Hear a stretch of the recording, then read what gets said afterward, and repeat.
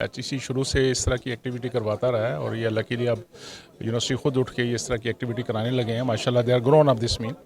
ये बहुत ज़रूरी है एक दूसरे से लर्निंग के लिए, एक दूसरे से हेल्प करने को। और जो चैलेंजेस फेस हो रहे हैं इस वक्त हमारी सोसाइटी में, स्पेशली एजुकेशन के अंदर, हायर एजुकेशन के अंदर, ना सिर्फ ये बल्कि जो सोसाइटी को चैलेंजेस को इस वक्त फेस हो रहे हैं उसका सोल्यूशन भी यूनिवर्सिटियों ने देना होता है। तो ये आपस में मिल बैठते हैं, डिस्कशन करते हैं, एक दूसरे को समझते हैं। यही मौके होते हैं, वरना जिनको पता नहीं होता कि साथ वाली यूनिवर्सिटी में क्या हो रहा है, इतने बिजी रहते हैं अपने अपने कामों में। तो ये अच्छी एक्टिविटीज़ हैं, होनी चाहिए। और इंशाल्लाह हम तो इंटरनेशनल लेवल पे भी अभी मार्च में इंशाल्लाह प्लान कर रहे हैं OIC के ज़रिए और ICS को और पाकिस्तान से मिल के हम इस्लामिक वर्ल्ड के वाइस चांसलर को भी बुला रहे हैं या इस तरह की एक्टिविटी और करेंगे।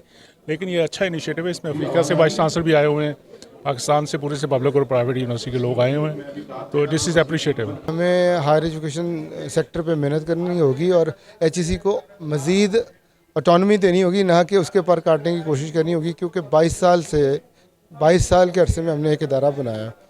अगर मुल्क ने आगे जाना है तो हायर एजुकेशन इंस्टीट्यूशन के अलावा नहीं जा सकता। तो इनकी सरपरस्ती की ज़रूरत है, इनसे कोलैबोरेट करने की ज़रूरत है, यूनिवर्सिटीज़ की फ़ंडिंग बढ़ाने की ज़रूरत है और इनको मज़ीद खुद मुख्तारी देने की ज़रूरत है, ना कि इनके पर काटे जाए। हायर एजुकेशन कमीशन के जो इख्तियारात में रिसेंटली कमी की गई है, उससे उसकी फंक्शनिंग में और उसकी इम्पेक्ट में और उसकी परफॉर्मेंस में फ़र्क पड़ेगा।